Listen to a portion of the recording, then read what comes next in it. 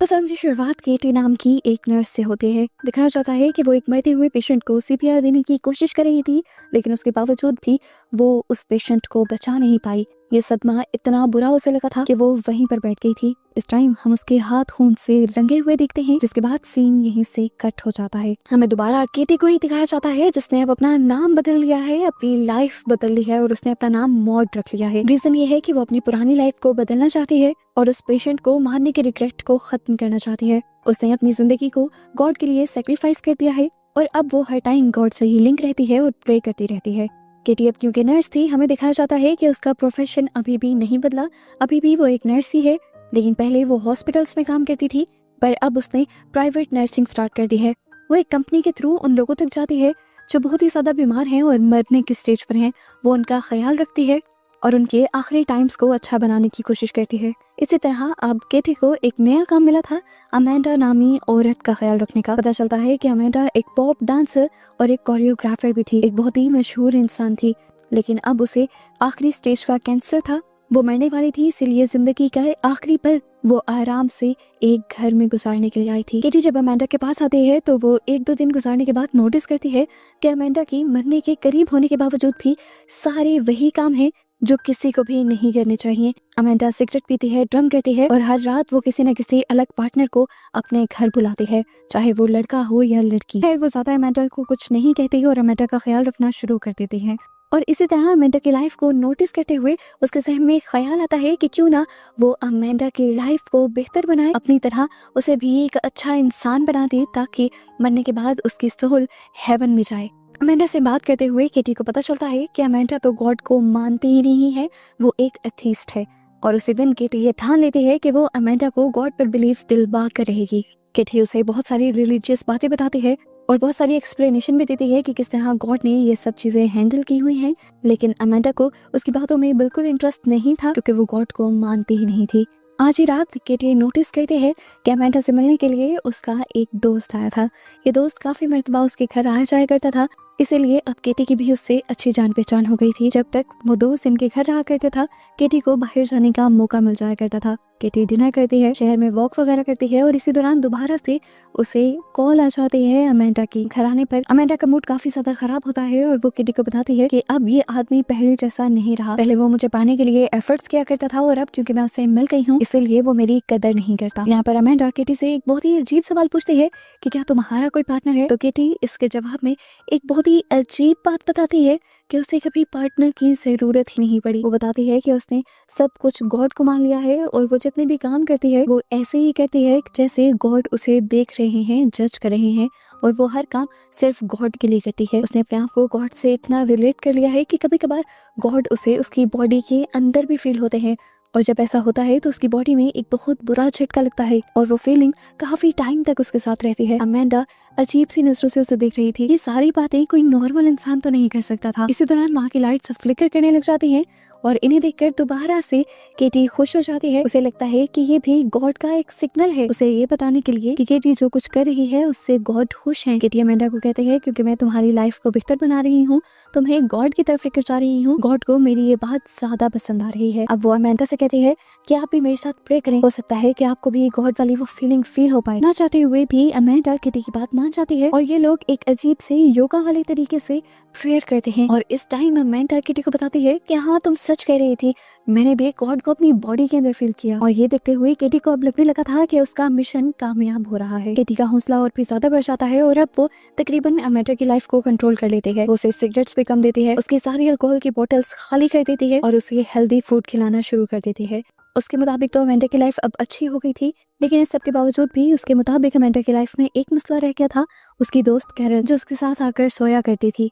जब ये दोनों रूम में होते हैं तो केटी इन दोनों के ऊपर नजर भी रखती है और इस सारी चीज को वो बहुत ही बुरा मानती है। इसलिए अब वो उस लड़की के ऊपर भी भड़क जाती है और कहती है कि तुम जब यहाँ आती हो तो अमेंडा को गलत रास्ते पर ले जाती हो, तुम्हें यहाँ नहीं आना चाहिए और अमेंडा की नई और बेहतर होती लाइफ को खराब नहीं करना चाहिए।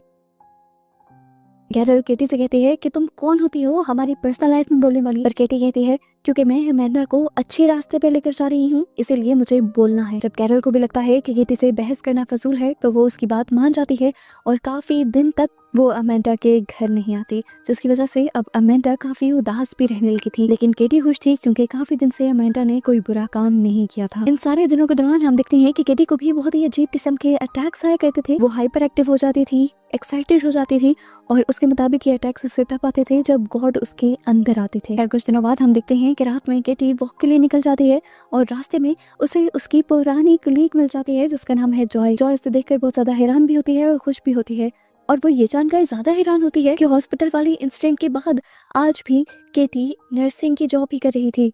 लेकिन खैर वो केटी को अपना नंबर देती है और कहती है कि जब भी तुम्हें मेरे से मिलने का दिल करे तो तुम मिल सकती हो। इस सब के बाद जब केटी घर वापस आती है तो देखती है कि अमेंडा उस पर गुस्सा थी क्योंकि वो जान गई थी कि कैरल को केटी ने ही घर आने से मना किया था। उसकी नाराजगी का असर केटी पर इतना ज्यादा होता है कि वो अपने आप को सजा देने का सोचती है और पूरा हाथ अपना स्टोव पर रखकर जला लेती है। पर अगले दिन अमेंडा अपने घर में पार्टी रख लेती है और केटी को कहती है कि तुम इस पार्टी में जरूर होना। केटी भी बहुत ज्यादा खुश थी, लेकिन सिर्फ इस पार्टी में आने से पहले जब वो इस पार्टी के अंदर आई तो उसे यहाँ का माहौल देखकर काफी ज्यादा उलझन होने लगी। ये सारे लोग मिलकर बुरे काम कर रहे थे जो उसके मुताबिक बुरे थे, जिस तरह सिगरेट पीना, ड्रिंक करना। उसे किसी से भी मतलब नहीं था, उसे मतलब था तो सिर्फ अमेंडा से, क्योंकि उसको ठीक करने की उसने रिस्पॉन्सिबिलिटी दी थी। वो चाहती थी कि इस टाइम भी अमेंडा ड्रिंक ना करे, सिगरेट ना पिए, पर यहाँ अमेंडा उसी का मजाक उड़ाना शुरू कर देती है। वो अपने आए हुए सभी मेहमानों को कहती है, ये देखिए मिलिए केटी से, ये एक सेंट है और इनको लगता है कि ये मेरी सोल सेवियर हैं, ये मेरी सोल को बचा लेंगी, उसे हेवन में ले जाएंगी। और पता चलता है कि केटी ने पिछली रात अमेंडा को एक बुक गिफ्ट की थी जो गॉड से रिलेटेड थी और उसके ऊपर उसने अपने नाम के सिग्नेचर किए हुए थे और साथ लिखा हुआ था सोल सेवियर। ये सुनकर सभी उसका मजाक उड़ाने लग जाते हैं, यहाँ तक कि कुछ लोग तो खड़े होकर उसे सेंट की तरह तैयार भी करने लग जाते हैं। इन सारी चीजों से केटी बहुत ज्यादा डिस्टर्ब हो जाती है और इस तरह अपना मजाक बनाने की वजह से वो अमेंडा को थप्पड़ भी मार देती है और उसके इस बड़े कदम की वजह से वो ना सिर्फ अपना क्लाइंट खो देती है बल्कि अपनी जॉब भी खो देती है। जिस प्राइवेट कंपनी के साथ वो जॉब कर रही थी उसे उस कंपनी से भी निकाल दिया जाता है। सीन का ठोकर हमें कुछ दिन बाद का सीन दिखाया जाता है और हम केटी को उसके घर पर दिखते हैं। वो पहले से भी ज्यादा डिप्रेस है और इस टाइम हम फील कर पाते हैं कि उसके हाथ में भी बहुत ज्यादा दर्द है क्योंकि जिस हाथ को उसने खुद जलाया था उसमें अब इन्फेक्शन हो चुकी थी। वो वॉशरूम में जाती है तो हम उसके पेट पर बहुत सारे अजीबोगरीब चोट के और कट्स के निशान देख पाते हैं। उसे लगने लगा था कि क्योंकि उसने गॉड का मिशन फेल कर दिया, वो अपना मिशन पूरा नहीं कर पाई अमेंडा को गॉड तक लाने का, तो गॉड उससे नाराज हो गए हैं। गॉड ने उसका साथ छोड़ दिया है और इसी गुस्से में अब वो सारे बुरे काम करने लग जाती है जिसे उसने छोड़ भी दिया था। वो बाहर जाती है, सिगरेट पीती है, बार में जाकर ड्रिंक करती है और फिर वहीं एक दो आदमियों के क्लोज भी आ जाती है, जिसके बाद वो एक और लड़के को लेकर उसी के घर चली जाती है। लेकिन जब वो इस लड़के के करीब थी तो उसे ऐसा फील हुआ कि उसे नहीं करना चाहिए था। गॉड उससे नाराज थे ऐसे काम कर तो गॉड उससे और भी ज्यादा नाराज हो जाएंगे।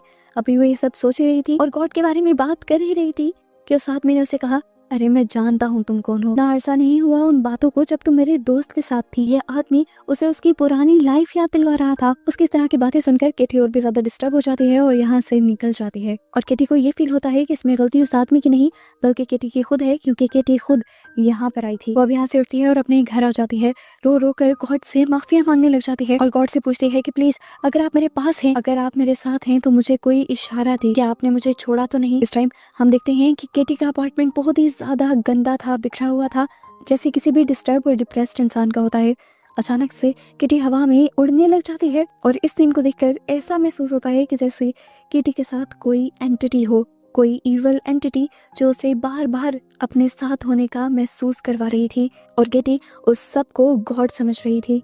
अपने इस तरह उड़ने की वजह से किटी को दोबारा लगता है कि गॉड उसके साथ हैं और अब वो अपने आप को ही सजा देकर गॉड के और करीब जाने का फैसला कर लेती है। वो अपने जूतों में कीले लगा लेती है और उन्हें पहनकर चलना शुरू कर देती है, जिससे उसे बहुत ज्यादा दर्द हो रहा था। वो अपने आप को सजा इसलिए दे रही थी ताकि गॉड उसे माफ कर दे उसका दर्द देखकर। अब इस टाइम केटी जब बाजार में घूम रही थी तो उसे पता चलता है कि अमेंडा के लिए एक नई नर्स आ चुकी थी और वो अमेंडा का ज्यादा अच्छे से ख्याल रख रही थी बनिस्बत केटी के। अमेंडा को देखकर केटी को दोबारा से अपना मिशन याद आ जाता है और वो सोचती है कि क्यों ना वो दूसरी वाली नर्स के जरिए अपना मिशन पूरा करे और गॉड की सारी नाराजगी को खत्म कर ले। लेकिन यहाँ पर वो जो नई नर्स थी वो केटी की किसी भी बात को समझ नहीं पाती और जब वो अपनी लाइफ के बारे में केटी को बताती है तो केटी उससे जेलस होने लग जाती है, क्योंकि इस्टर की एक बहुत अच्छी लाइफ थी। नर्स होने के अलावा भी उसकी फैमिली थी और वो अपनी लाइफ के हर हिस्से, हर एस्पेक्ट को एंजॉय करती थी। किटी अब घर आ जाती है और उसे राहत किटी को एक भयानक आवाज सुनाई देती है। वो आवाज थी कि ये आखिरी इम्तिहान पूरा कर लो, जिसके बाद मैं और तुम एक हो जाएंगे। वो इस आवाज को गॉड की आवाज मानती है और वो गॉड का ये आखिरी टास्क पूरा करने के लिए भी मान जाती है। घर जाते ही वो मोंक के हुलिये में तैयार होती है और फिर घर से अजीबोगरीब चीजें इकट्ठा करना शुरू कर देती है, जिससे आग जलाई जा सके, जिससे किसी को मारा जा सके, जिस तरह छुरी, कैंची, चाकू। अभी वो ये सब कर ही रही थी कि अचानक उसके दरवाजे पर नॉक हो जाता है। हम देखते हैं कि यहाँ पर उसकी दोस्त जॉय आई थी, जो उसे बताती है कि कुछ दिन पहले तुमने जब मुझे कॉल किया तो मैं बहुत ज्यादा बिजी थी, एक बहुत बड़ी परेशानी में थी, इसलिए मैं तुम्हें रिप्लाई नहीं कर पाई और आज मैं तुमसे मिलने के लिए आई हूँ। मुझे फिक्र है कि पता नहीं तुम ठीक हो कि नहीं। और यहाँ किटी एक बहुत ही अजीब अंदाज में उससे कहती है कि अब तुम्हें मेरी फिक्र करने की जरूरत नहीं, अब तुम क्या पूरी दुनिया देखेगी कि मैं बिल्कुल ठीक हो चुकी हूँ। इस सारी बातों के दौरान हम देखते हैं कि केटी उस लड़की की तरफ नहीं देख रही थी, बल्कि आसमान की तरफ देख रही थी, जहाँ पर उसे बाइबल के वर्स नजर आ रहे थे। ऐसी बातें सुनने के बाद जॉय उसके घर से चली जाती है। जिसके बाद रात होते ही दोबारा केटी अपने मॉन्क वाले हुलिये में घर से निकलती है और अमेंडा के घर के बाहर चली जाती है। वो अमेंडा की पहले वाली नर्स के जाने का वेट करती है और फिर अपने पास मौजूद अमेंडा की डुप्लीकेट घर की चाबी से उसका घर खोलकर अंदर आ जाती है। किटी जब अमेंडा के रूम में जाती है तो देखती है कि अमेंडा की हालत इतनी बुरी है कि वो किसी न किसी दिन मर जाएगी। किटी के यहाँ आते ही अमेंडा जाग जाती है और उसे देखकर खुश होती है डरने के बजाय, और उससे कहती है मैं चाहती थी कि तुम एक मर्तबा यहाँ आओ। असल में मैं तुमसे माफ़ी मांगना चाहती हूँ, क्योंकि मुझे एहसास हो गया है कि मैंने जो कुछ किया था वो बहुत गलत था। मुझे तुम्हारे साथ इतनी बदतमीजी नहीं करनी चाहिए थी और इतनी बेइज्जती तुम्हारी नहीं करनी चाहिए थी। ये बातें सुनकर किटी बहुत ज्यादा खुश हो जाती है और अमेंडा से कहती है मैंने ही नहीं बल्कि गॉड ने भी तुम्हें माफ कर दिया है। वो अपने आप को तो बिल्कुल साइड पर कर देती है और अमेंडा से कहती है कि जब जब कोई गॉड से माफी मांगता है, गॉड फौरन ही उसे माफ कर देते हैं और तुम्हें भी गॉड से माफी मांग लेनी चाहिए। यहाँ पर वो अमेंडा को वो टाइम भी याद करवाती है जब दोनों ने प्रेयर्स की थी और अमेंडा ने भी अपनी बॉडी के अंदर गॉड को फील किया था। अमेंडा दुखी होते हुए नाम में सर हिलाती है और कहती है मैंने ऐसा कुछ फील नहीं किया था केटी, मैंने वो सब ड्रामा किया था क्योंकि मैं चाहती थी कि तुम्हारे साथ थोड़ा सा टाइम बिता लूं। मैं समझ गई थी कि तुम बहुत ज्यादा अकेली हो और इसकी वजह से तुम डिप्रेशन में चली गई हो और साइको हो गई हो। मैं बस तुम्हारा साथ दे रही थी, गॉड बॉड कुछ नहीं होते। उसका ये कहना था कि केटी का गुस्सा बढ़ने लगा। इससे पहले वो कुछ भी कर देती, यहाँ पर हमें दिखाया जाता है कि अमेंडा का मुंह अजीबो गरीब तरीके से लाल पड़ने लगा है। यहाँ पर अचानक से अमेंडा की आंखें काली पड़ जाती हैं और बाहर निकलने लगते हैं। उसका मुंह भी पूरी तरह काला हो जाता है और इर्द गिर्द की पूरे फेस की नसें नीली पड़ जाती हैं। वो एक शैतानी रूप में आ जाती है और यहाँ पर पता चलता है कि उसके अंदर एक इविल एंटिटी आ गई थी जो वो सारी बातें कह रही थी। ये सब कुछ देखकर किटी पैनिक हो जाती है और उस इविल एंटिटी को मारने के लिए अपने हाथ में पकड़ी हुई सीजर अमेंडा के गले के अंदर स्टैब कर देती है और उसे मार देती है। जिसके बाद वो झूमने लग गई थी क्योंकि उसने फाइनली एक ईवल को मार दिया था और गॉड को जिता दिया था। ऐसा बस उसे लग रहा था, लेकिन सच में ऐसा कुछ नहीं हुआ था। इस पूरी स्टोरी में ट्विस्ट यही है कि केटी एक अकेली इंसान थी। उससे गलती से एक पेशेंट की जान चली गई थी, जिसकी वजह से उसको जॉब से भी हाथ धोना पड़ा और इसी रिग्रेट को दूर करने के लिए वो गॉड के करीब होने लगी और ना चाहते हुए भी साइको बनती चली गई। उसने गॉड को अपने ऊपर इतना ज्यादा हावी कर लिया था कि अपने डिप्रेशन के पैनिक अटैक्स को भी वो गॉड का सिग्नल समझा करती थी। और अब जब उसने नोटिस किया था कि अमेंडा एक शैतान के रूप में आ गई है, वो भी असल में सिर्फ उसकी एक सोच थी, क्योंकि उसे लगता था कि जो गॉड को नहीं मानता वो ईवल है। इसलिए अमेंडा उसे ईवल शक्ल में नजर आई और उसने अब अमेंडा को मार दिया था। खैर अब अमेंडा को मारने के बाद केटी घर वापस आ जाती है और अपने आप को साफ करती है। इस टाइम उसके मुंह पर ऐसा सुकून था कि जैसे उसने बहुत बड़ा मिशन कंप्लीट किया हो। अगली सुबह हम उसकी कमर पर विंग्स भी देखते हैं, क्योंकि अब केटी को लग रहा है कि वो एक एंजल बन गई है जो गॉड के करीब जाने वाली है। लेकिन ये विंग्स भी रियल नहीं है, क्योंकि जब अमेंडा बाहर जाती है एक बीच पर, तब हम उसके कंधों पर वो विंग्स नहीं देख पाते। इस टाइम वो पहले वाले मोंक के हुलिये में ही थी। इस टाइम वो अपने जिस्म पर स्प्रेड डाल देती है और फिर लाइटर जला देती है। हमें सीन दिखाया जाता है कि जैसे केटी एक एंजल में बदल गई है, उसकी बॉडी से लाइट निकल रही है, वो गॉड की एक प्रॉफिट बन गई है और यहाँ पर सभी लोग उसके सामने झुके हुए हैं। लेकिन ये सब सिर्फ उसकी सोच थी। असल में हमें दिखाया जाता है कि इस टाइम वो जल रही थी और कुछ ही देर में वो मर भी जाती है और उसके मरते ही ये साइकोलॉजिकल हॉरर मूवी भी यहीं खत्म हो जाती है।